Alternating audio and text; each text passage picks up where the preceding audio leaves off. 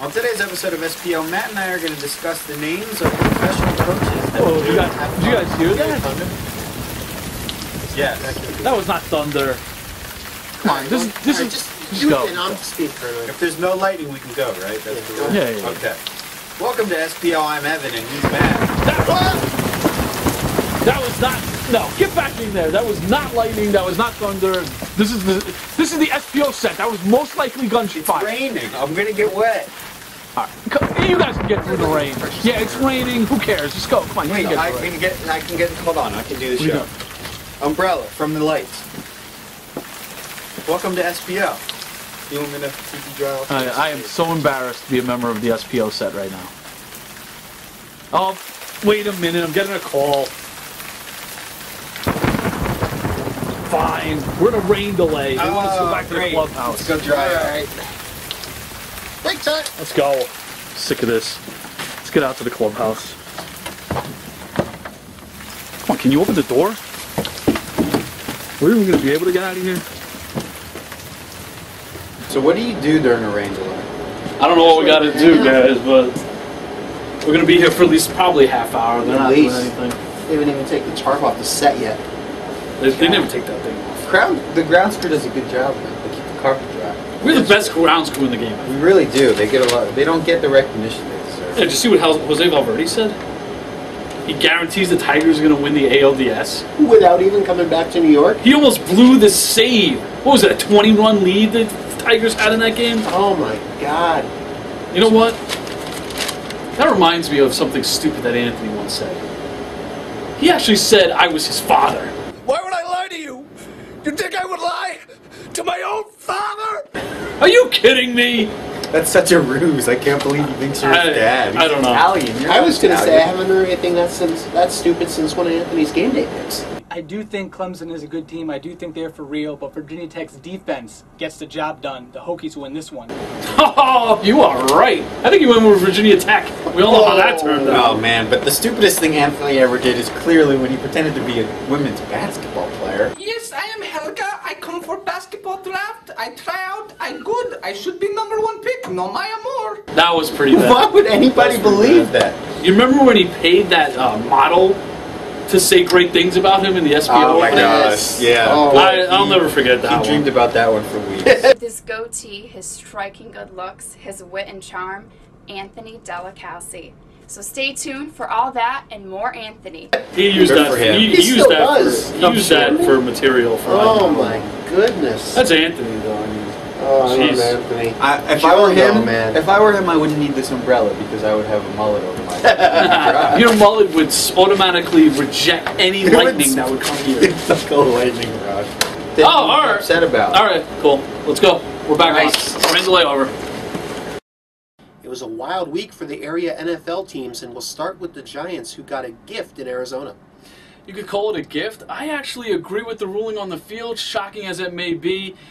When he went down to the ground, Victor Cruz, he did, in fact, I believe, gave himself up by going back down to 2 knees. He put the ball on the ground. Therefore, in my eyes, I'm not a Giants fan by any stretch of the imagination, I think that's him giving it up. So I think they should have kept the ball. I think he fell over personally, and once he was on the ground, he figured he would stop. I think it's a lucky break for the Giants because they really, against Arizona, I know they're on the road, but they shouldn't be in that situation where Eli Manning has to lead them down the field to win.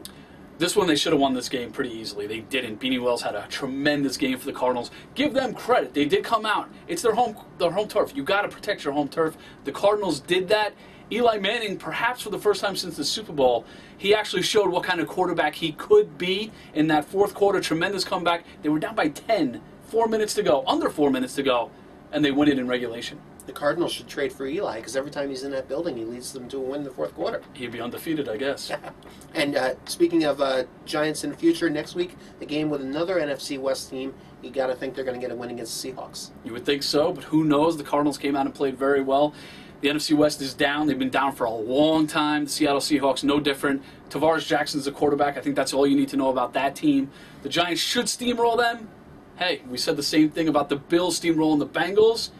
The Bengals won that game. Exactly. Another local team who was out on the West Coast this week was the Patriots, who got a rather ho-hum win over the Raiders, but as we know with our team, getting a win at getting a win on the road is always a good thing, regardless of who's against. Absolutely, an AFC game. It's a big win. The Jets couldn't do it last week. The Patriots did it this week.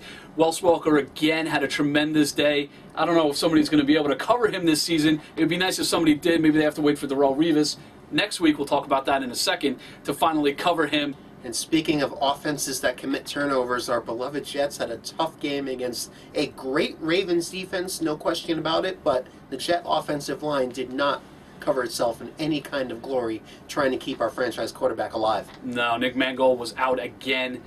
It was obvious they miss him. He's an all-pro center. Obviously, he's going to miss him.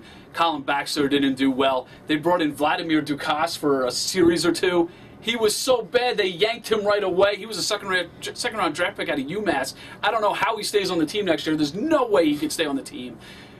DeBrickashaw Ferguson, Brandon Moore, Matt Slauson, the holdovers from last year, they were okay. But they didn't get the job done in any stretch of the imagination. Mark Sanchez looked scared. He looked terrified of that Ravens defense. Got hit a lot.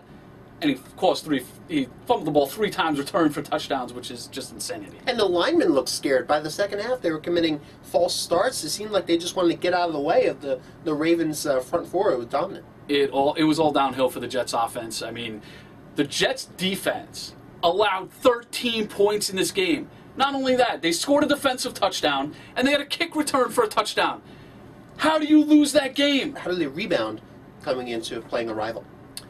This could be the season for the New York Jets, and for the Patriots, it could be their chance to nail the coffin down for the AFC East, because you got to think Buffalo's going to come down, and if the Jets are 2-3 with already a loss to the Patriots should roll to that AFC East division crown.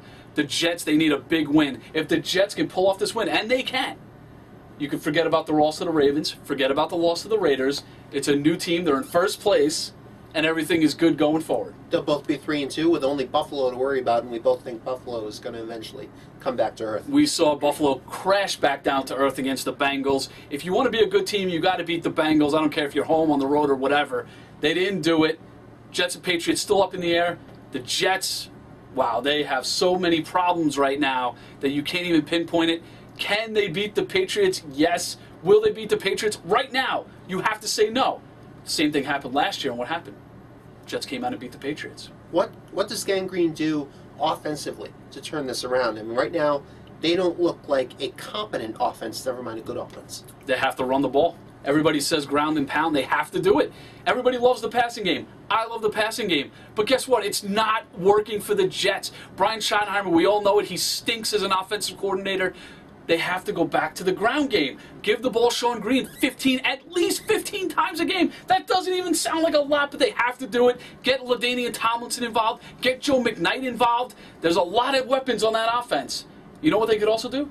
If they actually want to use it, throw the ball deep to Plaxico Burress or Santonio Holmes one of these days. That might actually open up the running game, which has been non-existent in the first 4 weeks of the season. It's just been a pitiful performance by the Jets offense. And the Patriot defense has not exactly been the Jet or Ravens defense either, so you have to think maybe they can turn it around. Patriots defense is pretty bad. They have to get better if they want to stop the Jets. Even with all the Jets offensive problems, they do have, like I said, a lot of playmakers. They can score points. Sanchez can throw the ball if you give him time. Patriots defense is down. They could give up a lot of points. You saw what Buffalo Bills did to them. The Jets can do it. The only thing is, the Patriots could do the same thing to the Jets. Who knows? This could be a high-scoring affair. That was going to be my last question. Can anybody stop the Patriots right now? Well, obviously, yes. The Bills beat them. The Raiders actually had a chance to beat the Patriots if Jason Campbell doesn't throw the ball to the wrong team in the end zone. I don't know what he was thinking on that play. The Raiders might actually make a play to beat the Patriots in that situation. Until the Patriots are defeated on a regular basis by someone other than the Jets, then the Patriots are going to run the table. That's your weekly football breakdown, but before we go, it's rant time. Yeah, Mark Sanchez was terrible. The offensive line was pitiful. The running game was non-existent.